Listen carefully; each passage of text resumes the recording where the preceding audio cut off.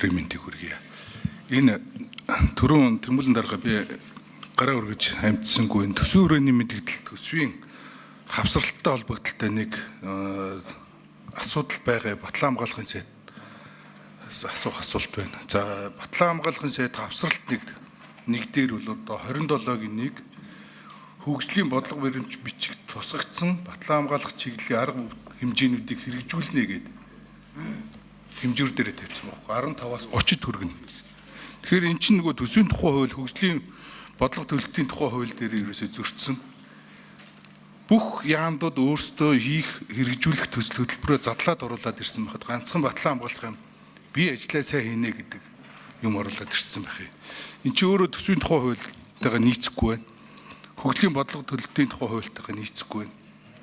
Энийг одоо задлж оруулж ирэх дээрээс нь болохгүй бол одоо эдийн засгийн хөгжлийн яамд өгсөн саналын дагуу эдийн засгийн хөгжлийн яам сангийн яам бол энэ саналыг авах ёсгүй шүү дээ. Эсвэл энэ дээр одоо зарчмын зөрүүтэй санал гаргах юм уу? Нодон бол бас яг Батлан хамгаалах яамн дээр 11 зарчмын зөрүүтэй санал гаргаж энэ төсвийн тухай хуульд оруулж өгсөн. Тэгэхээр Батлан цайд энэ 15-аас 30 гэдэг шалгуур чинь ямар төсөл хөтөлбөр хэрэгжих юм бэ? Энэ ерөөсө задаргаа нь байхгүй. Эн чинь болохгүй. Хуулиндаа нийцэхгүй байна. Хоёрдугаарт та өөрөө энийг батлуулж авлаа гэхээр үндэсний аудит болно. Их хурл энэ дээр ямар төсөл хөтөлбөр хэрэгжүүлснийг хянж чадахгүй. 790 тэрбум төгрөгөө зарцуулсныг л хянах. Хоёрдугаарт сангийн яам таны төсвийг өгөхгүй болно. Энийг батлуулаад явуулаа гэх юм л. Гуравдугаар та дотроо жанжин штабтайгаа яам бодлого дээр хэдэн төгрөг авах юм. Жанжин штабаас төсөө авах дээр бол айгүй хүндрэлтэй асуудал үүснэ шүү. Тэгэхээр энэ дээр яагаад ингэж орж ирсэн? Хоёрдугаарт энийг зарчмын зөрүүтэй санал гаргах юм уу? Эсвэл та өөрөө саналаа оруулах юм уу гэдгийг тодруулъя. За та бүхэн энэ өдрийн мэндийг хүргэе. Анар гишүүний асуултанд хариулъя.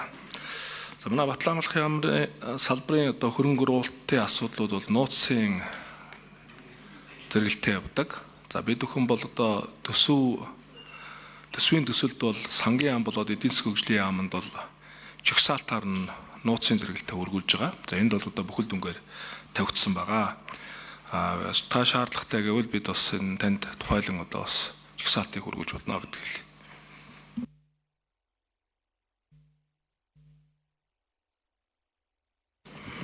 За Анар гишүү. Нэмж тодруулъя. За урд нь тэгээд яагаад Батлан хамгаалах яам төсөл хөтөлбөрүүдэд задаргаатайгаар оруулж ирж исэн юм болоо? Нууцын зориултын төсөл хөтөлбөрүүдийг урдны төсөвдөр ч гэсэн байсан. Тэгэхээр тэнд бол ингээд бүгэлдэж орж ирсэн байдаг. Одоо төвийн бүсийн, баруун бүсийн барилга бүтээн байгуулалт гэдээ орцсон байгаа тэр зөвлөлт залтыг би сайн мэдчихэж байгаа. Гэхдээ энэ ингэж бол орж ирж болохгүй шүү дээ. Тэш энэ дотор ч Батлан хамгаалах их сургуультай яах юм?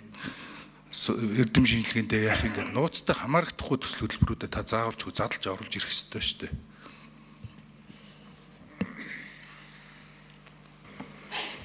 За Батлан цайд Анар гишүүний асуултанд хариулъя. Асуултанд хариулъя. Урд нь бол яг тоног төхөөрөмжийн зардал гэж бараг батлагдж байгаа юм байна лээ. Энэ жил одоо бид нар тоног төхөөрөмжийн зардал гэж оруулж байгаа. Яг үүндээ бол бид бүхэн Батлан хамгаалах салбартай холбоотой хөрөнгө оруулалт бол нэлээд хойрог явж байсан байх. За салбарт бол асуудал бий. Асуудлыг шийдэх юм бол одоо бас хүний одоо манай Монгол улсын төсөвд одоо орог л хүндхэн тусгаар тийм л одоо нөхцөл байдал байгаа. Тэгвэл бид бүхэн бол одоо боломж олцсондоо тулгуурлаад тал талдаа зохион байгуулалт хийгээд одоо ажиллаж байгаагийн хэлбэр бол одоо энэ юм аа гэдэг бас хэлхэн зүйтэй баг. Тийм учраас одоо жигсаалтыг бол бид бүхэн сангийн яам болоод эдийн засгийн яамд бол нууцаар өргүүлээд тэгээ энд бол бүүн дүнгээр орж ирсэн явж байгаа юм. Батлан хамгаалах салбар үндэсний Батлан хамгаалах сургууль судалгаа шинжилгээний хүрээлэнгүүдийг бид нар бас шинэ төвшөнд гаргахын тулд ажиллаж эхэлж байна. За түүнтэй холбоотой бас тодорхой саналууч явуулна. Энэ дотор одоо бүх одоо анги салбаруудтай холбоотой л хөрөнгө оруулалтын жигсаалтууд бол бүхэлдээ гарцсан явж байгаа гэж ойлгож байна гэдэг хэлье.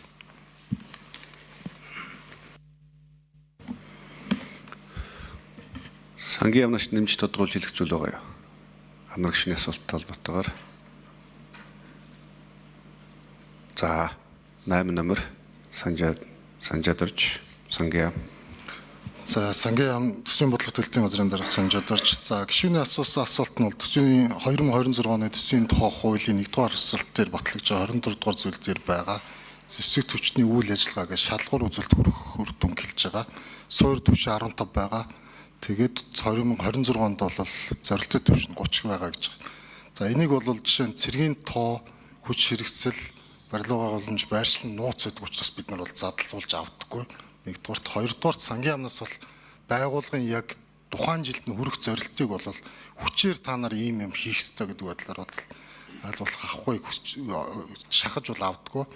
Зүгээр энэ төсөвтөө та нар юу хийх юм бэ гэдэг асуулга байдлаар бол тэрийг бол илүү төсөлтөө нь уялдуулах гэж хичээж ажилладаг тийм. Баярлалаа. За анар гишүүн нэмж тодруулъя. Энэ за жишээ нь оюутан цэргийн хөтөлбөр гэдэг нийгмийн чанартай олон төсөл хөтөлбөрүүдийг батлан хамгаалахын хэрэгжүүлдэг. Тэд нар чинь бүгдээрээ ил байгаа төслүүд шүү дээ. Тэ хөрөнгө оруулалтын асуудлууд байгаа. 790 тэрбум төгрөг тэр чигээрээ нууцд орох ямарч боломжгүй шүү дээ. Энэний талаар би тодруулгуудын холбогдох газруудаас авцсан. Энэ задлж орж ирээд нууцд хамрагдах юмнууд байх ёстой ойлгож байгаа. Тэдрийгээ ч гэсэн оруулах ёстой. Төсвөн баг гэдэг дээр би ч гэсэн санал нэг байдаг. Зүгээр гол нь энэ чинь дараад нь таны үйл ажиллагаа ямар үр дүнд хүрсэн бэ гэдэг бүх юмыг нууцд аваж ингэж оруулж болохгүй. Манайх одоо энэ төрийн бол албаны нууцын тухай хуулийг гажуудуулж ашигладаг. Дахиад бүхэл бүтэн нэг салбарын юм чинь бүхэл тэр чигээрээ нууцын ажил хийдэг газар биш шүү дээ. Олон нийгмийн шинжлэх ухааны бас үйл ажиллагаанууд хийдэг. Задлж оруулж ирэхийг хүсэж байна. Энэ батлуусаа та нэмээд яг тайлбарлаад тодруулаад хэлээч. Одоо энэ яг төсвийн доктортой зөвлөж гэсэн задрагааг нь бид гишүүдэд таргаад өгсөн байгаа шүү дээ. Одоо энэ дотроос чинь 790 чинь үндсэндээ цалин ус нэмэгдэл урамшуулж гэдэг юм уу, энэтэй холбоотой зардал нь 490 тэрбум төгрөг юм байгаа ч гэдэг юм уу те. За ингээд одоо бараа ажил үйлчилгээ, бусад унаа хоол, нийгмийн даатгаж гэдэг юм уу. Энэ зүйл болгон дээр бас тайлбар өгөхгүй бол 790 ирүүл бүтэн нууцад байдаг юм шиг тийм буруу ойлголт бас төрөх гээд шүү. Та одоо бас яг зөв юугаар нэхгүй бол. За батлуусаад.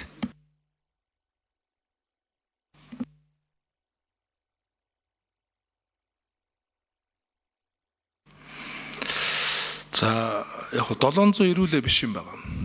Манай үндсэн одоо урсгал зардал дээр зөвшөлтний жанжин штаб дээр байгаа зардлууд жоохон нэмэгдсэн. Бусд нь бол хасахтай явж байгаа. Дандаа хасахтай явж байгаа. Үндсэндээ хөрөнгө оруулалтын зардлууд 67 тэрбум төгрөг байгаа. Түүнээс одоо 36 орчим тэрбум нь бол тоног төхөөрөмж худалдаа авахтай. За тэр дотор бол одоо анги салбартай холбоотой тоног төхөөрөмжүүд байна. Мөн дээрэс нь энхийг дэмжих ажиллагаатай ажиллагаанд дараагийн одоо бас шатлалд оруулахад шаардлагатай байгаа тоног төхөөрөмжүүд дээр 16 орчим тэрбум төгрөг батлагдах төсвийн төсөлд одоо явж байна. За бусад одоо зардлууд нь буюу үлдсэн одоо 31 орчим тэрбум нь бол анги байгууллагуудын бүтээн байгуулалтын ажилтай холбоотой зардлууд байгаа. Тэгээ энэ асуудлыг бас тэгээд нууцын зэрэгэлтэд бид бүхэн асуудал хандаж байгаа. Бас тагнуулын ерөнхий газартай бид бүхэн ажилласан. Тагнуулын ерөнхий газраас одоо энэ асуудлыг бас нууцд оруулах тал дээр санал аваад явж байгаа зүйлүүд бий.